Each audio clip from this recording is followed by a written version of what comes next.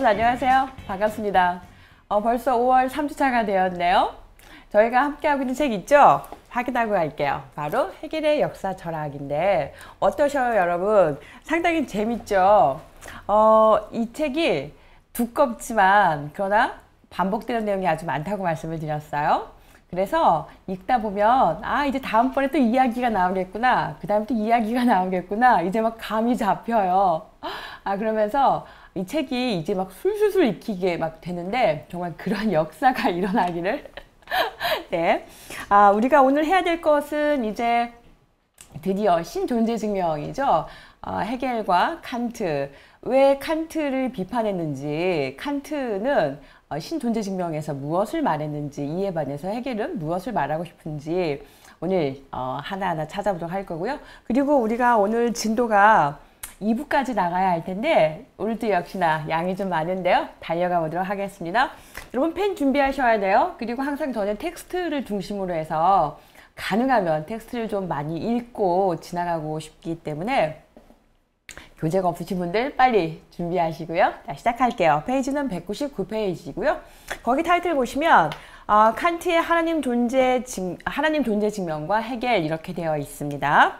거기 보시면 첫 번째에서 칸트의 도덕론적 요청서 이렇게 되어 있어요. 자, 그러면 이 챕터에서 이제 무엇을 말하고 싶냐면, 우리가 신존재 증명 그러면 뭐가 나옵니까? 안셀무스가 나오죠. 물론 토마스 아퀴나스도 있지만 우리 책에서는 안셀무스의 그 신존재 증명을 예시로 들면서, 그러면서 칸트가 이제 어떤 것을 비판했는지, 그러면서 해겔은 또 칸트의 어떤 점을 높이 평가하고 그러면서 어떤 부분을 또 비판하는지, 그러면서 해겔은 정작 이 하나님의 존재 증명을, 신존재 증명을 어떻게 제시하고 있는지 이번 장에서 펼쳐 보이고 있습니다. 우리가 그 신존재 증명을 이야기할 때는 세 가지 범주 안에서 이야기를 하죠. 첫 번째가 무엇입니까? 우주론적인 증명이 있었고요. 그 다음에 존재론적인 거, 그 다음에 목적론적인, 이렇게 세 가지가 있었는데, 여러분 거기 그 아래서 맨 아래 보시면 존재론적인 증명이 나옵니다. 이 존재론적 증명은 여러분 우리가 많이 좀 접하게 될 거예요. 그래서 좀 명쾌하게 나름대로 딱 이렇게 정의를 좀 하고 계시면 좋을 것 같은데, 우리 책에 아주 정리가 잘 되어 있습니다. 보시면 가장 높은 절대적인 존재, 완전한 존재인 하나님의 개념에서 출발한다. 중요한 키워드가 무엇입니까? 어떤 존재 개념에서 출발한다고 하는 거죠. 우리 책에서는 하나님의 개념에서 출발한다고 하는 거. 그러니까 어떤 우리가 그 업다운이라고 표현하기도 하고, 혹은 또 그 존재론적 증명은 위에서 아래로 내려오는, 그러니까 신에서부터 이렇게 내려오는, 그 다음에 우주론적인 방법, 그 신존재 증명은 아래서부터 위로 이렇게 올라가는 그런 방법이죠. 지금은 이 존재론적인 증명 방법은 위에서 아래로 이렇게 내려오는 업, 다운 방식이라고 하는 거. 자, 제가 또 읽어보도록 하겠습니다. 이 존재가 현상의 다른 존재자들을 존재하게 하는 가장 완전한 것이기 때문에 존재할 수밖에 없다, 이렇게 주장을 하는 것입니다. 그래서 완전에는 존재가 포함될 수 없다, 이렇게 표현하고 있죠. 자, 만일 그렇지 않다면 그것은 완전하지 못할 것이다. 그래서 완전하다라고 하는 것은 당연히 그 안에 존재가 포함이 되어야 된다. 그럴 때 완전하다, 이렇게 표현하고 있었습니다.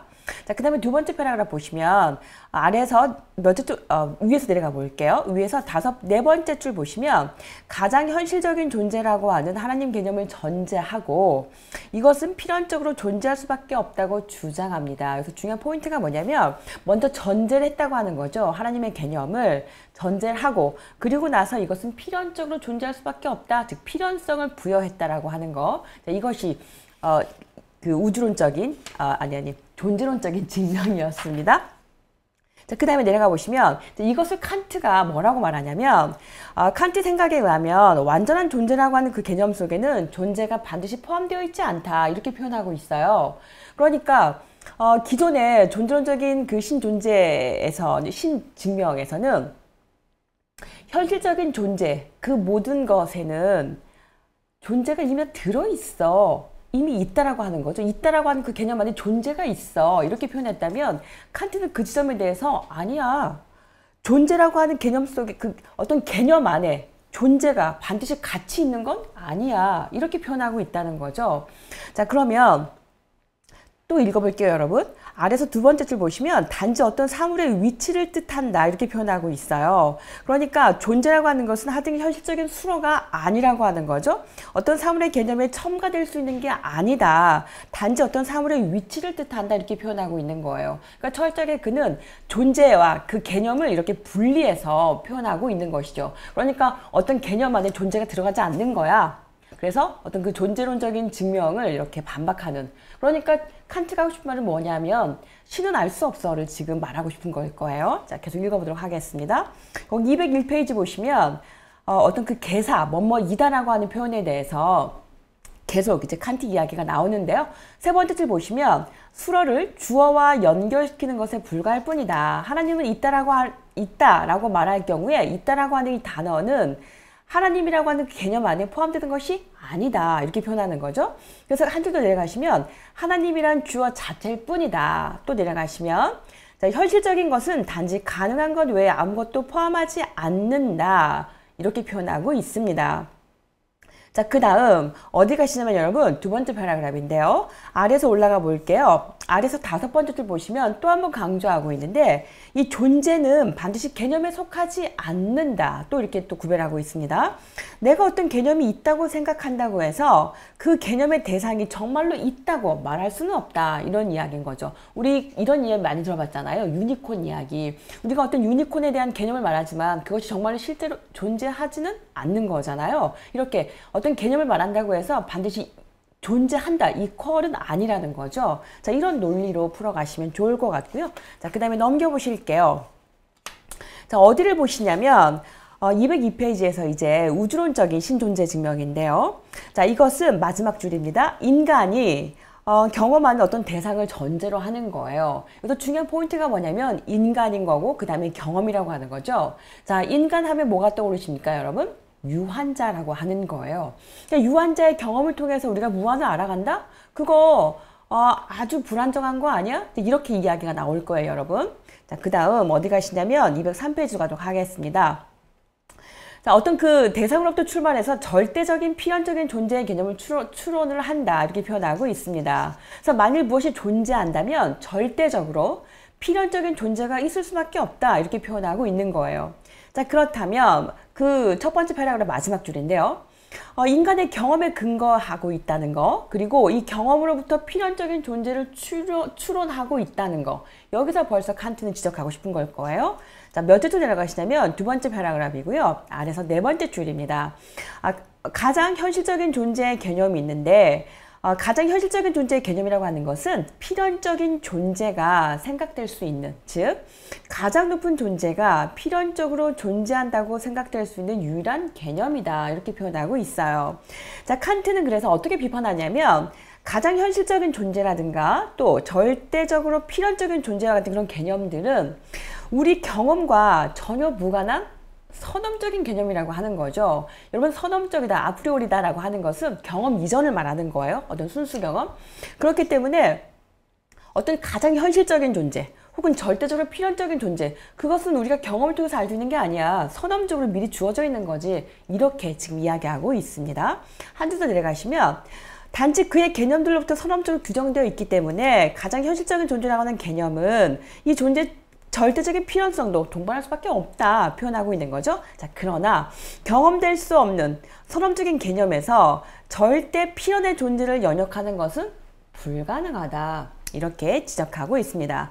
또한 만일 무엇이 존재한다면 절대적으로 필연적인 존재도 존재할 수밖에 없다. 이렇게 표현하고 있는데 칸트에 의하면 이 문장의 후반부 추론은 하등의 필연적인 추론이 아니다. 이렇게 표현하고 있는 거예요. 왜냐하면 절대적인 존재는 그가 추론되는 존재자들에 대해서 필연적일 수는 있어요. 그런데 거기 보시면 그 자체는 언제나 우연적인 것일 수 있다. 이렇게 표현하고 있는 거예요.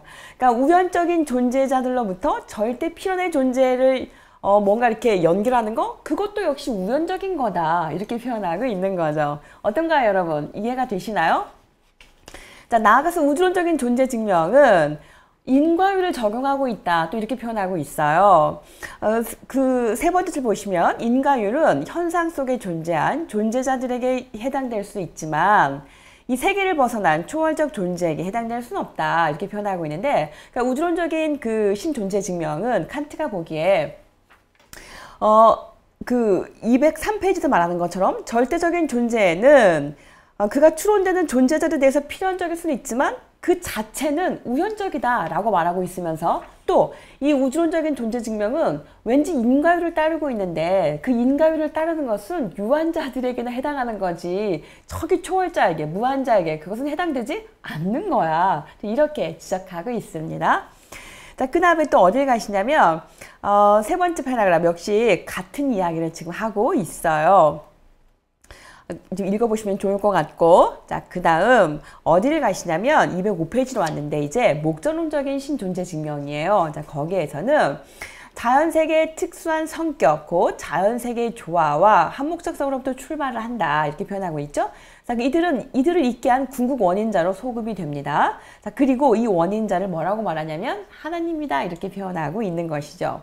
자, 칸트는 이 목적론적인 증명의 중요한 내용을 네 가지로 나눠서 제시를 하고 있었는데, 거기 보시면 이 세계 속에는 수없이 많은 다양한 사물이 있지만 특수한 의도에 따른 질서가 나타난다. 이렇게 표현하고 있었고요. 그 다음에 두 번째 보시면 이 한목적적인 이 질서는 세계 사물들에게 완전히 낯선 것이고 단지 우연하게 부여되어 있다. 이렇게 표현하고 있습니다. 또 만일 이 사물들이 그것들을 질서 있게 배열하는 한 이성적인 존재를 통해서 선택되고 배열되지 않았다면 상이한 사물들의 본성은 스스로 특수한 궁극적인 의도와 일치할 수 없을 거다. 이렇게 표현하고 있어요. 어떤 그 한목적성에 대한 지금 강조라고 보시면 되겠죠? 자, 그 다음에 이 질서는 지혜롭고 숭고한 원인자를 가지며 이 원인자는 어떤 필연성 때문이 아니라 완전한 자유 가운데서 세계의 원인이 된다. 이렇게 표현하고 있었습니다. 그러면 마지막 패러그래프 보시면 여러분, 이 목적론적인 증명은 우주론적인 증명과 마찬가지로 어떤 절대적이고 필연적이며 가장 현실적인 존재, 이것을 추론하고자 할 뿐만 아니라 모든 지혜와 완전성을 소유한 존재를 추론하고자 합니다. 자, 그렇기 때문에 칸트는 넘겨서 이 목적론적인 증명에 대해서 경의를 표하고 있고, 이 증명은 가장 오래되고 가장 분명하고 그리고 이 인간의 이성과 가장 잘 부합되는 것이다. 이렇게 표현하고 있었어요. 그러니까 칸트는 그러니까 목적론적인 신존재 증명에 대해서 그 부분을 이렇게 좀 높이 평가했다면, 근데 그것이 또 다 이렇게 마음에 드느냐? 또 그렇지는 않다는 거죠. 비판 지점도 말하고 있는데요. 바로 아래 문장인데, 자, 첫 번째 뭐가 있냐면, 역시나 이것도 이 우주론적인 존재 증명처럼 어떤 결과에서 출발해서 원인으로 이렇게 소급해서 간다. 이렇게 말하고 있는 거예요. 그러니까 인과율을 사용하고 있다는 것이죠. 그 다음에 두 번째가 뭐냐면, 세계의 한목적성은 사물들의 형식의 우연성을 증명할 수 있지만 물질, 곧 세계 안에 있는 실체 우연성을 증명해서는 안 될 것이다. 이렇게 표현하고 있습니다. 만약에 후자의 우연성이 증명될 경우에 세계의 참된 한목적성을 말할 수가 없게 된다는 거죠. 자, 그 다음에 또 어디 가시냐면 세 번째인데요. 이 목적론적인 증명은 존재론적인 증명과 우주론적인 증명의 기초 위에 있다. 이렇게 지적하고 있었습니다. 이 우주론적인 증명과 마찬가지로 이 목적론적인 증명도 역시나 경험을 토대로 하겠죠. 경험적이고 그리고 우연적인 사물들로부터 출발을 해서 이 물질들과 연결될 수 없는 초경험적이고, 그러면서 이 필연적인 존재의 순수 개념을 미리 설정했다. 뭔가 이렇게 전제하고 시작했다는 거죠. 따라서 이 목적론적인 증명도 순수 개념에서 출발하는 존재론적 존재 증명을 그런 방법을 채택하고 있다. 이렇게 말하고 있습니다. 자, 네 번째인데요. 자연 속에서 일어나는 모든 사건이 한목적적으로 행동하는 어떤 원인자에 의해서 일어나는 거다. 자, 이렇게 생각될 수도 있고, 또 이렇게 생각되는 것이 불가피할지도 모르겠지만 어디까지나 주관적인 거다. 이렇게 표현하고 있어요. 객관적인 원리는 아닌 거야. 왜냐하면 제각각이 어떤 그 상황에 대해서, 어떤 사태에 대해서 이거는 이렇게 일어날 수밖에 없는 거구나. 뭔가 인과율을 적용하고 뭔가 한목적성을 이렇게 토대로 해서 설명해낼 수도 있겠지만 또 다른 사람은 다르게 이해할 수도 있는 거잖아요. 그렇기 때문에 주관적인 거다. 이렇게 표현하고 있었습니다. 자, 그렇게 읽어보시면 좋을 것 같고요. 자, 그 다음에 7번에 보시면 칸트의 인식론에 의하면 하나님의 존재는 초감각적인 세계에 속하므로 인간의 이론적인 이성에 의해서는 증명될 수 없다. 이렇게 표현하고 있는 거예요. 그러니까 칸트가 신존재 증명 세 가지에 대해서 하나하나 비판하는 이유는 결국 뭘 말하고 싶은 거죠? 인간의 이성으로는 신을 알 수가 있다, 없다? 없다. 이렇게 말하고 있는 거예요. 자, 그러면 신은 이제 그 아래 나오는 거죠, 여러분. 읽어볼게요. 인간의 이성은 경험의 한계를 벗어날 수 없음에 반해서 하나님은 이 한계 바깥에 있다. 그러므로 인간의 이성은 하나님의 존재를 증명할 수도 없고 부인할 수도 없다. 우리 이율배반 말씀드렸죠, 여러분? 있다고 해도 말이 되는 거고 없다고 해도 말이 된다는 거예요. 자, 그러면 하나님은 그럼 없다는 거냐? 이제 어떻게 해야 되는 거야? 그럼 어떻게 하는, 나중에 이제 어떻게 합니까? 그 도덕성을 이야기하면서 요청을 해야 된다. 이렇게 말하고 있는데 그런 내용이 펼쳐집니다. 자, 어디를 보시냐면 207페이지 맨 아래 문장이에요. 8번인데요. 자, 그럼 하나님의 존재는 증명될 수 없냐? 이렇게 묻는 거죠. 자, 그랬더니 칸트가 새로운 해결책을 딱 제시를 하는 거예요. 자, 넘겨보실게요. 208페이지인데요.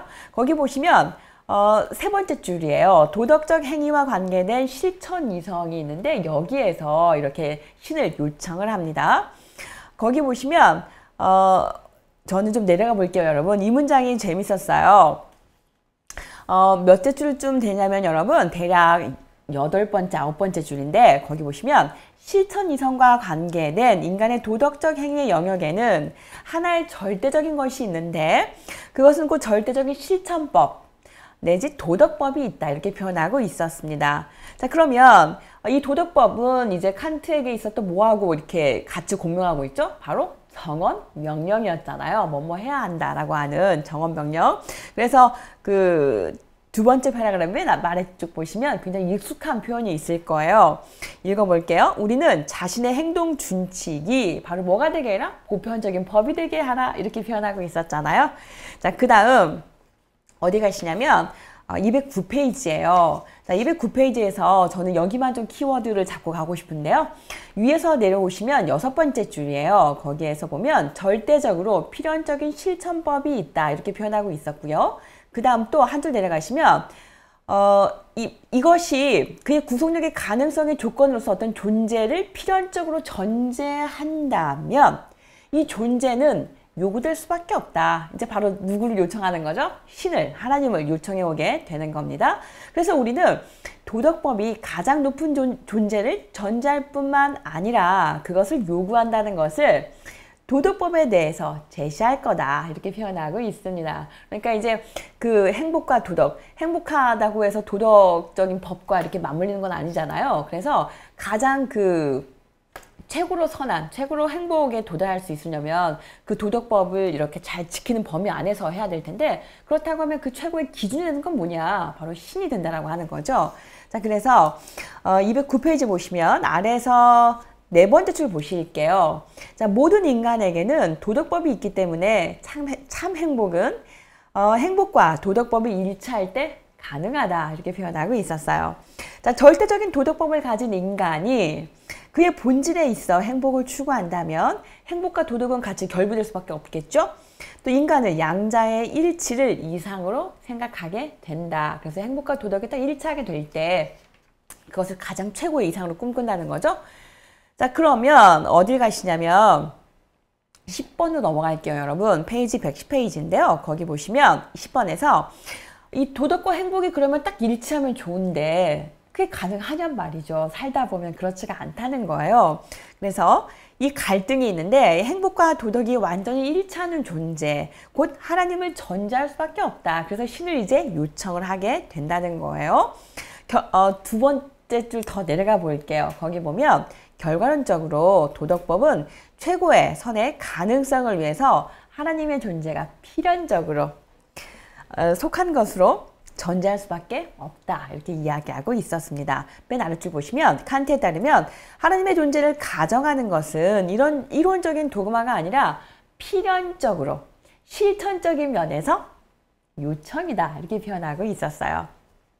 자, 그래서 이 헤겔은 이제 어떤 걸 지적하고 싶으냐면 그는 하나님이랑 그러니까 신앙과 우리 어떤 이성 을 이렇게 나눠놔 버렸어. 우리 인간은 하나님을 알 수가 없고 그렇기 때문에 우리가 뭔가 그 도덕법을 지키는 범위 안에서만 신이 요청될 뿐인 거야. 근데 이렇게가 되면서 뭔가 분리가 일어나면서 대립구도가 생기게 되었다라고 하는 거. 자, 헤겔은 거기서 비판점을 찾으면서 그 분리를 다시 이렇게 통일시키려고 하는 게 헤겔의 철학의 목적이었잖아요. 계속 읽어보도록 하겠습니다. 거기 두 번째 패러그래프인데요. 칸트는 신앙과 인식을 분리시켰다.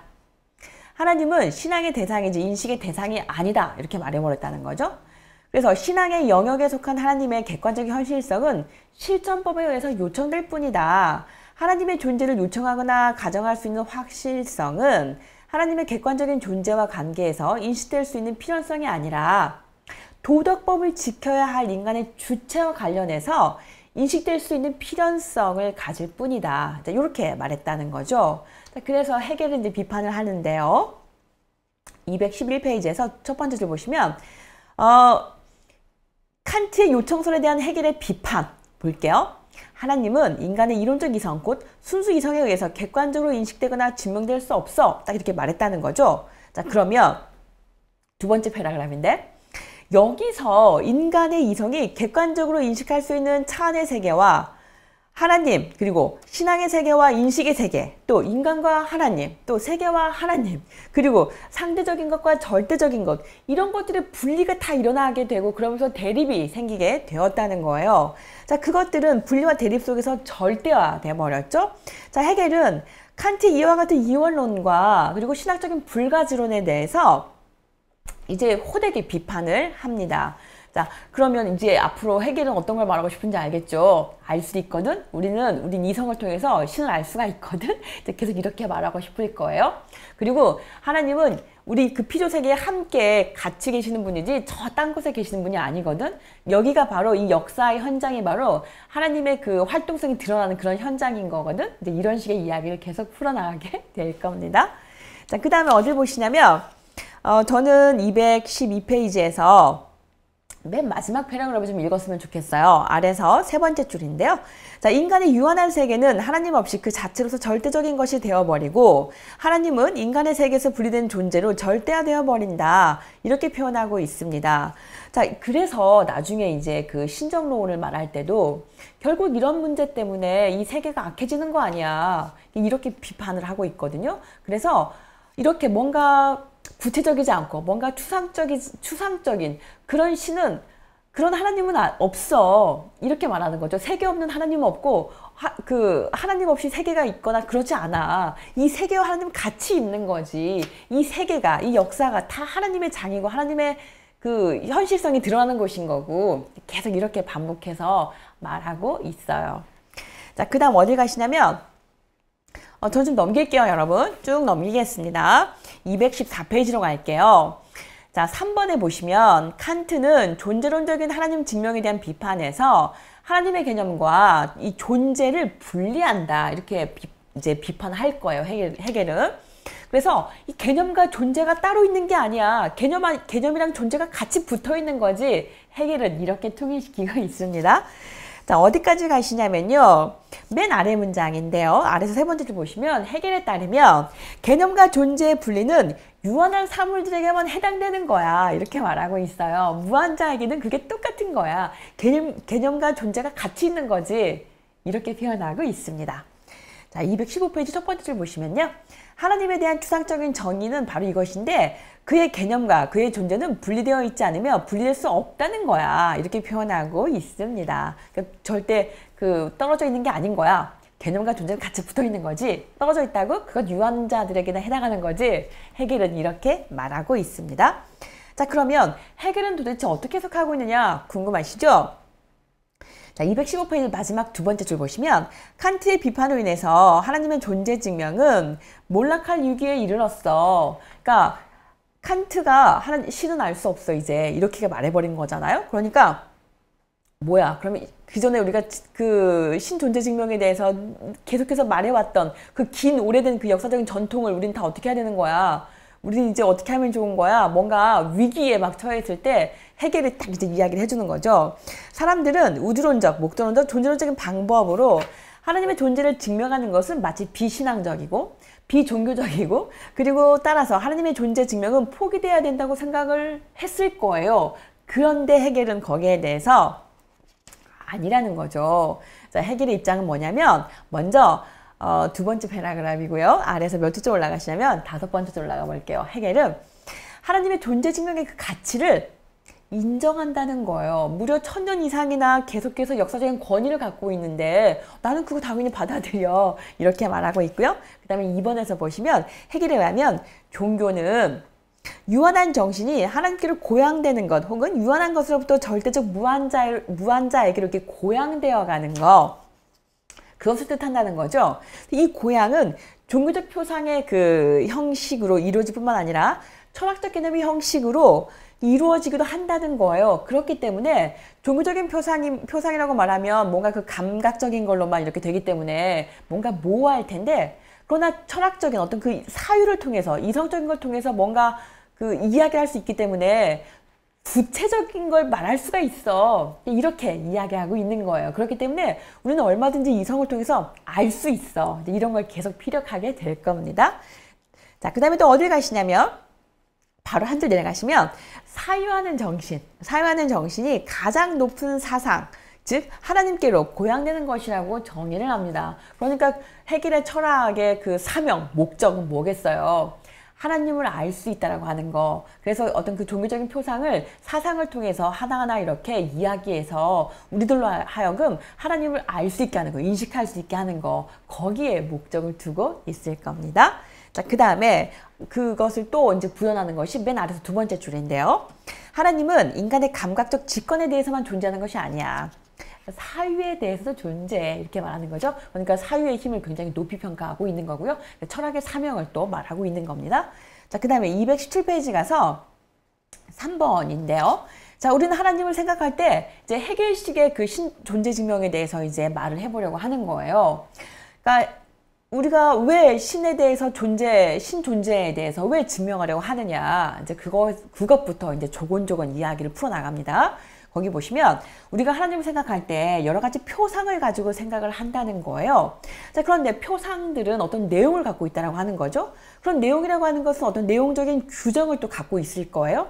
그러면 그 내용이라고 하는 것은 신앙의 대상인 동시에 뭐도 되냐면 사유의 대상이기도 하는 거겠죠. 자, 세 번째 패러그래프예요. 인간의 정신, 곧 영이 자유롭게 사유하게 될 때 하나님 신앙은 하나님의 존재를 증명하고자 시도한다. 이렇게 표현합니다. 그래서 우리가 뭔가 생각을 하게 되면서 신 존재에 대해서 증명을 하게 된다는 거죠. 자, 따라서 하나님께로 고양되기 위해서는 사유를 감각적이고 우연적인 요소로부터 해방시켜서 정화시키며 또 그것을 만족시키는 것을 요구하게 됩니다. 자, 그러다 보니까 이제 하나하나 뭔가 그 사유를 통해서 정말 그 논리정연하게 신존재 증명을 이제 해나가게 될 건데, 하나님은 하나님의 존재 증명이 인간 정신에 바로 이런 요구를 만족시키고자 하는 점에 그 가치가 있다고 하나님 존재 증명의 가치를 인정하고 있습니다. 그러니까 인간의 정신이 바로 뭘 요구하는 거예요? 신존재 증명을 요구하고 있는 거죠. 그래서 그것을 하나하나 이제 증명을 해내가려고 하는 거예요. 자, 그러면 4번으로 가서 해겔은 하나님의 존재를 증명하고자 하는 그 출발점을 크게 두 가지로 나누는데요. 하나는 유한한 존재, 두 번째는 하나님 자신인 거예요. 그래서 첫 번째 방법은 유한한 존재부터 시작해서 무한한 존재로 이렇게 나아가는 거겠죠. 자, 그 다음에 두 번째가 뭐냐면 하나님부터 출발해서 유한한 존재로 이렇게 도달해 가는 거겠죠. 그러니까 첫 번째는 뭐가 되는 거냐면 아래에서 위로 올라가는 거. 두 번째는 위에서 아래로 이렇게 내려오는 것이 될 겁니다. 그래서 첫 번째 방법에 해당하는 건 뭐가 되겠어요? 우주론적인 증명, 그리고 목적론적인 증명이 될 겁니다. 그러니까 경험을 기반으로 한. 그 다음에 두 번째 방법이 뭡니까? 위에서 이렇게 내려오는 게 존재론적인 증명 방법인 거다. 이렇게 설명하고 있어요. 자, 그 다음에 쭉 우주론적인 증명, 또 존재론적인 증명 쭉 이야기하고 있는데 여기에서 해겔의 비판점만 좀 잡고 가볼게요. 어디 가시냐면 219페이지인데요. 거기 2번 보시면 해겔을 생각할 때 이 우주론적인 증명에 심각한 문제점이 있어. 그걸 지적하고 있는데 대략 두 가지 정도로 모아지고 있는데요. 거기 보시면 그 출발점이 되는 세 개의 유한한 사물들을 부정하지 않고 그의 그 현 상태에서 존속하도록 방치한다. 이렇게 표현하고 있어요. 그러니까 해겔에게 있어서 해겔은 항상 그 부정의 원리를 말하고 있었잖아요. 이 모든 사물, 모든 세계는 항상 부정적인 것을 갖고 있어. 그래서 그것을 부정을 통해서 어떤 통일로 나아가야 되는데, 그 우주론적인 증명을 보면 이 현 세계에 대해서 어떤 부정적인 부분이 없다라고 하는 거예요. 그래서 부정을 거쳐 나아가야 되는데 그 지점이 없다라고 하는 거, 거기가 비판점입니다. 그래서 읽어보시면 좋을 것 같고요. 넘길게요. 어디까지 가시냐면 220페이지에서 해겔이 그러면 그것을 지적함으로써 어떤 걸 문제 삼냐면, 내려가 볼게요, 여러분. 위에서 몇 줄로 내려가시냐면 5번째쯤 되겠어요. 찾았을까요? 자, 이리하여 각주가 없네요. 이리하여 유한한 사물들의 세계와 하나님은 서로 관계없는 것으로 나뉘고, 또 세계는 하나님 앞에서 변화되지 않고 그리고 주어진 상태에 머물게 된다. 이렇게 표현하고 있어요. 그러니까 해겔에게 있어서 중요한 포인트는 뭐냐면 정신의 활동성이잖아요. 되어감이라고 하는. 그래서 뭔가가 딱 이루어져서 완성돼서 끝이야. 고정. 이것이 아니라 계속해서 어떤 그 변증법적인 활동을 통해서 계속 이렇게 지향을 통해서 고양되어가는, 계속 어떤 발전과 진보를 향해서 나아가는 그런 그 활동성이 중요한 건데, 이런 우주론적인 증명이라든가 목적론적인 증명을 보면 고정되어 버린 거예요. 어떤 변화가 없다는 거죠. 그래서 뭔가 이렇게 머물러 있고 정체되어 있는 거, 그 부분을 지적하고 있다 보시면 좋을 것 같아요.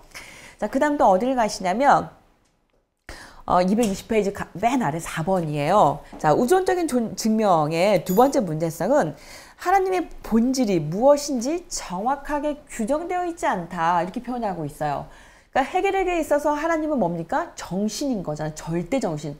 뒤에 보면 알겠지만 이성 이렇게 표현하고 있거든요. 이성. 그 다음에 절대 정신. 다 이것이 하나님, 삼위일체 하나님 이렇게 같이 연결되어 있어서 뭔가 분명하고 뭔가 이렇게 확실하게 딱 제시가 되는데, 해겔이 보기에 우주론적인 증명이라든가 목적론적인 증명에서는 뭔가 좀 모호하다는 거예요. 그런 식의 이야기를 풀어나가게 될 겁니다.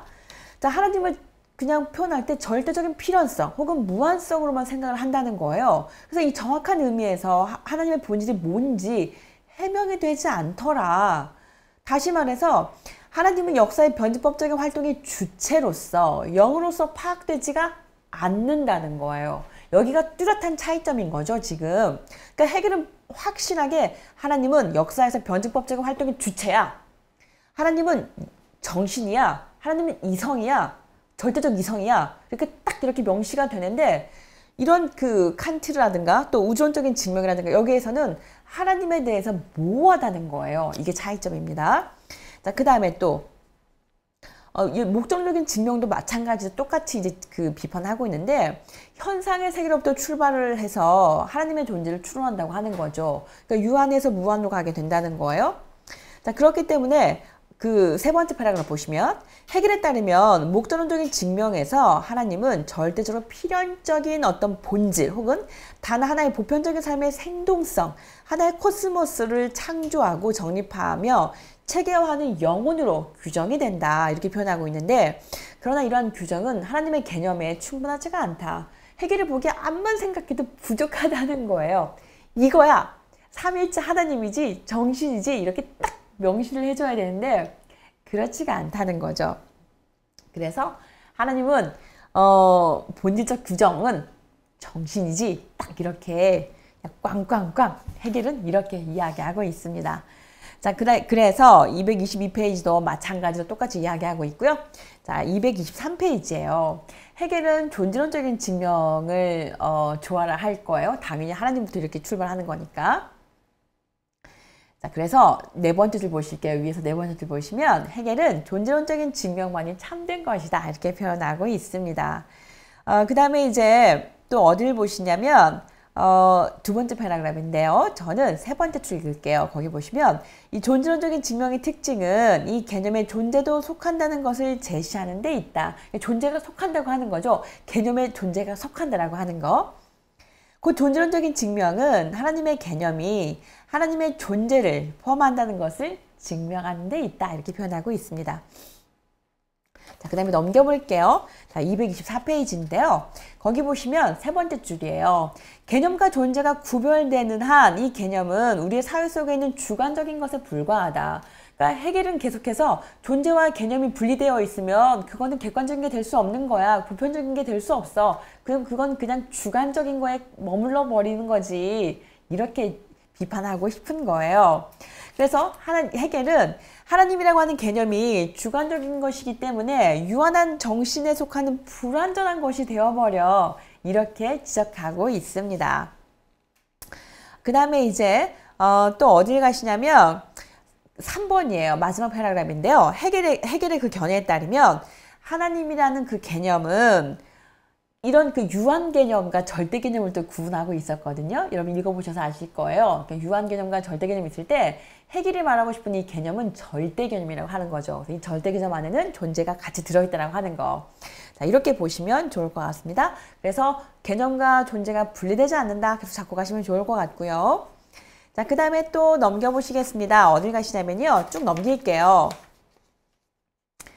저는 228페이지 여기도 좀 중요하다고 생각을 했는데 위에서 네 번째 줄 보실게요. 여기 보시면 해겔은 존재론적인 증명이 전제하는 하나님 개념에서 하나님은 모든 현실의 총괄 개념으로 규정되며 이 총괄 개념 곧 하나님은 어떤 모순도 그 자신 안에 포함하지 않으며 어떤 현실도 다른 현실을 지향하지 않는다고 말합니다.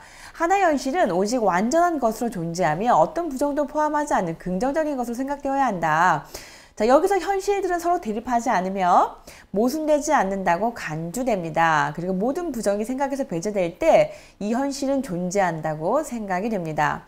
자, 그 다음에 여러분 어디 가시냐면 8번으로 갔어요. 저는 마지막으로 하나님의 존재 증명 강의에 나오는 해겔 자신의 진술을 들어보자 이렇게 표현하고 있는데요.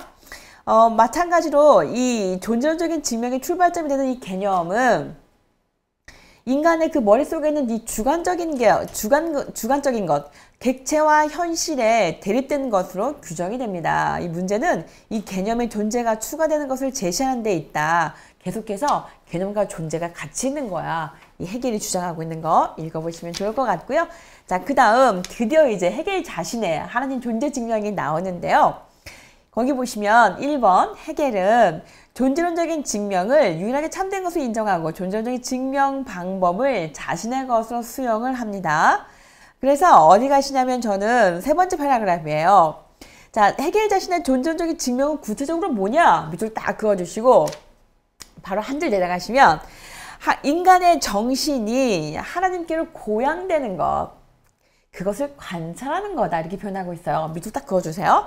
인간의 정신이 하나님께로 고양되는 것을 관찰하는 것. 여기서 이 관찰하는 것이 뭐냐를 이제 계속 부연 설명하고 있죠, 여러분. 저는 이 문장을 읽으면서 와, 이거 좀 되게 새롭다. 새롭다. 뭔가 우리가 기존의 존재 증명, 신존재 증명 이야기하면 뭔가 좀 모호하면서 정말 구체적이지 않으면서 굉장히 좀 아이디어란 그런 느낌이었거든요. 근데 이거는 해겔의 이 문장은 우리 인간과 하나님이 뭔가 같이 이렇게 뭐라고 해야 될까요? 같이 그 마티스의 원물을 추는 듯한, 그래서 같이 함께 뭔가 이렇게 율동을 하는 듯한, 같이 춤을 추는 듯한 그런 그림이 떠올랐어요. 그래서 상당히 좋았는데 계속 읽어보도록 할게요, 여러분. 몇 줄 내려가시냐면 두 번째 줄 더 내려가시면 사유하는 정신이 가장 높은 사유인 하나님께로 고양되는 것, 그것을 관찰하는 것, 그게 바로 신존재 증명인 거다 이렇게 표현하고 있습니다. 자, 2번 보시면 해겔에 의하면 하나님은 영, 곧 정신이다. 정신은 오직 정신에 대해서만, 그리고 오직 순수한 정신에 대해서만, 곧 사유에 대해서만 존재한다 이렇게 표현하고 있죠. 그래서 정신은 사유하는 정신을 말하고 있는 거예요. 그러니까 사유는 곧 정신의 활동인 거죠. 활동하는 보편자로서 끊임없는 활동인 거예요. 중요한 포인트 뭐죠? 활동인 거예요. 활동. 뭔가 그 정체되어 있고 고정되어 있고 머물러 있고 뭔가 이렇게 딱 뭔가에 달라붙어 있는, 뒤에 보면 이제 그 서브스턴스라고 하는 그 실체에 대한 설명도 나오는데 뭔가 이렇게 딱 달라붙어 있어가지고 고정되어 있고 변하지 않는 건 그건 아니라는 거예요. 하나님은 늘 활동하고 있다고 하는 거죠. 늘 움직이고 있다고 하는 거예요. 그 꿈틀꿈틀 거리고 있다는 거죠. 그래서 계속해서 뭔가 이렇게 변화되어 가고 있고 뭔가 이렇게 생성되어 가고 있는 그런 하나님의 본질을 지금 말하고 있는 거예요. 또 계속 읽어볼게요, 여러분. 자, 그것은 주어진 상태의 부정적인 것을 부정하고 더 높은 진리로 고양되는 끊임없는 활동 내지는 중재 과정이다. 저는 이 중재도 정말 중요한 그 개념이구나 생각을 했는데, 여러분, 중재라고 하는 건 뒤에 가면 이제 그 화해 원리가 나오는데 뭔가 이렇게 그 여기에서 다음 단계로 넘어갈 수 있도록 이렇게 잘 중재해주는, 잘 도와주는 그런 개념을 생각해 보시면 좋을 것 같아요, 여러분. 그래서 부정적인 것을 부정을 통해서 그 한 단계 고양할 수 있도록 이렇게 부정적인 것을 부정하게 하는 거, 그 부분을 중재 부분이라고 생각하면 좋을 것 같고요. 자, 그 다음에 또 어디를 가시냐면, 저는 234페이지 두 번째 패널로 갔어요, 여러분. 거기 보시면, 해겔이 말하는 하나님의 존재 증명은 사회 영역에서 이루어지는 건데, 사회의 이 변증법적인 활동은 뭐냐면, 그 세계 현실의 그 변증법적인 과정을 계속해서 뭐 하는 거다? 이렇게 관찰하는 거다. 그럼 도대체 관찰이 뭔데? 궁금하시죠? 나옵니다, 여러분. 제가 이 문장 조금 더 읽고 나서 관찰에 대해서 읽어볼게요. 두 번째 줄에 가시면 두 번째 패러그래프의 두 번째 줄인데요. 자기 자신을 외화해서, 또 시작했죠, 여러분? 자기 자신을 외화해서. 이거 뭐죠, 여러분? 직자죠? 그 다음에 이제 어떻게 하는 거죠? 대자 상태가 되는 거죠? 이제 어떻게 해야 되죠? 직대자가 되는 거죠? 그 이야기 나옵니다. 자, 자기 자신을 외화해서 유한한 정신과 세계 현실을 창조하며 창조된 세계 현실의 부정적인 것을 부정함으로써 자기 자신의 이루고자 하는 정신의 활동, 이 활동으로 말미암아 일어나는 하나님을 향한 정신의 고양, 하나의 활동, 진행, 과정을 사회 영역에서는 물론 세계 현실의 영역에서 관찰하는 것이 바로 뭐다? 하나님의 존재 증명이다. 이렇게 표현하고 있었어요. 그러니까 그 직자, 대자, 직대자를 그 하나님의 그 활동성, 변증법적 활동성을 이렇게 관찰하는 거, 그게 바로 하나님의 존재 증명이다. 이렇게 말하고 있는 거예요. 그럼 도대체 관찰이 뭔데? 나오죠, 이제. 자, 관찰이라고 하는 것은 뒤따르는 거, 뒤를 따른다는 의미를 갖고 있다고 합니다. 인간의 정신이 하나님께로 고양되는 것을 관찰한다고 하는 것은 사유와 세계 현실의 활동으로 현존하는 하나님의 뒤를 따르는 거, 이 뒤를 따르는 게 바로 관찰하는 거다, 이런 이야기였고요. 우리가 관찰한다고 할 때 마치 팔짱 끼고 딱 이렇게 보고 있는 그런 게 아니라 뒤를 같이 따라간다는 거죠. 자, 그 다음에 또 어딜 가시냐면 235페이지에서 두 번째인데요. 자, 어떤 대상을 객관적으로 바라보고 그리고 관찰하는 것을 객관적으로 바라보고 관찰하는 것을 뜻하는 것이 아니다. 그것은 내 자신과 상관없는 것, 내 자신에게서 분리되어 있는 대상을 바라보고 관찰한다는 것을 뜻하는 게 아니다. 깊은 사랑 안에서, 여기 별 띄울 준비 되셨죠? 별 띄우셔야 돼요. 자, 관찰한다고 하는 건 뭐냐면 깊은 사랑 안에서 바라본다. 관찰한다는 것은 사랑하는 자에 대한 참여와 함께 나눔을 뜻한다. 이렇게 표현하고 있었어요. 그냥 팔짱 끼고 멀리서 바라보는, 이렇게 쳐다만 보는 그런 것이 아니라 함께 참여한다는 거죠. 그 사랑 안에서 바라보는 거, 그게 관찰하는 거다. 이렇게 표현하고 있었습니다. 어떠신가요, 여러분? 좀 감동적이지 않은가요? 그러니까 하나님의 존재 증명이라고 하는 건 그냥 우리 아이디어하게 머릿속으로만 내가 경험을 해봤더니 있는 것 같아. 그 머릿속으로만 당연히 어떤 그 절대적인 존재, 어떤 그 현실적인 존재는 정말 있어야 되는 거잖아. 정말 완전한 존재는 존재해야 있는 거잖아. 이런 식의 어떤 그런 논리가 아니라 내가 정말 그 뒤를 따르면서 하나님의 그 변증법적인 활동성을 이렇게 몸소 체험하고 느끼고, 그래서 거기에 도달해가는 거, 그게 다름 아닌 신존재, 하나님의 존재라고, 존재를 증명하는 거라고 표현하고 있는 거예요. 네. 저는 이 부분 좀 은혜롭게 읽었습니다, 여러분. 자, 그 다음에 또 넘겨보실게요. 236페이지에서 두 번째 패러그래프 보시면 관찰에 관한 이야기가 또 언급되고 있는데, 그럼 여기 읽어보시면 좋을 것 같고요. 자, 그 다음에 이 문장은 제가 별로 쳤어요. 이 문장은 또 읽어봐야 될 것 같은데, 두 번째 패러그래프에서 아래서 다섯 번째 줄 올라가시면 내가 하나님 안에 있고 하나님이 내 안에 있다. 양자의 내적 통일성 속에서 하나님의 삶에 참여하고 하나님이 추구하는 것을 함께 추구하는 거, 이게 바로 뭐다? 관찰하는 거다. 이렇게 이야기하고 있습니다. 어떤가요? 되게 멋지죠? 자, 관찰하는 거, 하나님의 삶에 참여하는 거, 이게 관찰하는 거라고 이야기하고 있었습니다. 자, 그 다음에 또 237페이지예요.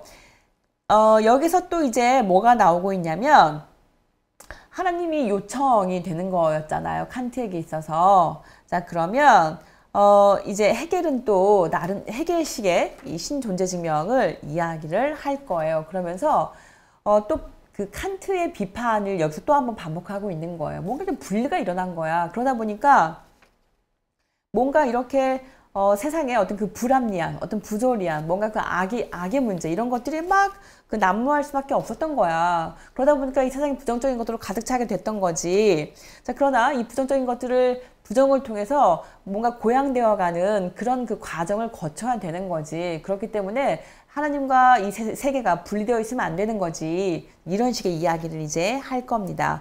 238페이지 보시면요. 7번에 마지막 패러그래프인데요. 헤겔에 의하면 역사의 목적은 영이신 하나님이 자기 자신에 대한 알을 대상 세계로 대상화시키는 거, 그리고 이 대상화된 세계 속에서 자기 자신을 이렇게 실현하는 거, 인식하는 거, 거기에 있다 이렇게 표현하고 있습니다. 그러니까 신이 있어요. 자기 정신이 있으면 정신이 이렇게 외화를 해서 이렇게 딱 마주서겠죠. 그럴 때 뭔가 부정적인 것이 있어요. 그러면 그 부정적인 것을 부정을 통해서 원래 자기 알고 있는 본래 자기 알고 있는 것을 그대로 이렇게 실현해내는 거, 그것이 이 역사의 목적이다라고 하는 거죠. 그럼 여기서 여러분, 정신이 자기 외화를 이렇게 하잖아요. 그러니까 대표적인 게 뭐가 있습니까, 여러분? 성육신이 있을 거예요. 그 다음에 또 하나 놀라운 것은 정신이 혹은 이성이 외화를 한다고 할 때, 자기 밖으로 나간다고 할 때, 그것은 다름 아닌 뭐가 되는 겁니까? 창조가 되는 거고, 다름 아닌 또 뭐가 되는 거죠? 계시가 되는 거죠. 계시 사건인 거잖아요. 또 거기서 뭐가 있는 거냐면, 이 창조에서 저는 이 부분을 생각하면서 좀 많이 은혜를 또 받았는데, 정신이 이렇게 외화를 했다, 그래서 창조를 했다, 그 말은 그냥 창조에서 끝나는 게 아니라 피조 세계를 만들었다. 다시 말하면 우리를 만들었다가 되는 거예요. 여러분과 나를 만들었다가 되는 거거든요. 그러면서 내 안에 이제 예를 들어서 하나님이 있고 제가 있어요. 하나님께서 저를 만드셨어요. 봤더니 제 안에 부정적인 것들이 있다는 거죠. 그럼 이제 어떻게 합니까? 이 부정적인 것을 부정을 통해서 계속 이제 고양되어가는 그런 고양되어 가서 본래적인 저의 모습으로 도달해가는 거, 그것이 역사의 목적인 것이고 그것이 하나님의 목적이 되는 거예요. 그럼 이제 이 세계는 어떻게 되는 겁니까? 목적론적인 세계관을 갖게 되는 것이죠. 어떤 방향성이 있는 거잖아요. 도달해야 될 어떤 곳이 있는 거예요. 그래서 그런 식의 이야기가 이제 뒤에 계속 펼쳐지게 됩니다, 여러분. 자, 그 다음에 어디를 가시냐면 마저 좀 읽어볼게요, 여러분. 맨 마지막 줄인데요. 하나님이 이 대상화된 세계 속에서 하나님이 자기 자신을 인식하기 위해서는 자기 자신에 대한 하나님의 곧 하나님의 진리가 이 대상 세계와 어떻게 할 때? 일치할 때만 가능하게 된다. 다시 말하면 정신의 개념과 일치하는 세계가 만들어질 때. 그러니까 제가 어떤 그 비본래적인 인간, 하이데거식으로 말하자면 비본래적인 인간이 아니라 본래적인 인간의 모습으로 도달해가는 거, 그게 역사의 목적인 거고 하나님의 목적이라고 하는 것이죠. 그래서 하나님은 자기 자신을 대상세계 속에서 인식할 수 있다라고 하는 거. 그러니까 우리 인간은 당연히 하나님을 인식할 수 있어야 되는 거죠. 그래야 거기에 도달해갈 수가 있는 거잖아요. 그렇기 때문에 칸트의 비판 지점은, 칸트는 알 수가 없어라고 했다면 헤겔은 철저하게 알 수 있지, 알아야 닮아가지, 이런 이야기로 딱 이렇게 압축하면 좋을 것 같습니다. 자, 그 다음에 그런 이야기가 쭉 펼쳐지게 있어요, 여러분. 이렇게 보시면 좋을 것 같고요. 240페이지 보시면 세 번째 패러그래프에서 여기는 좀 읽고 가면 좋을 것 같아요, 여러분. 자, 헤겔의 변증법은 부정성의 원리에 근거한다. 부정성의 원리 동그라미 딱 쳐보시면 좋을 것 같습니다. 이 부정성이라고 하는 거 제가 말씀드렸을 거예요.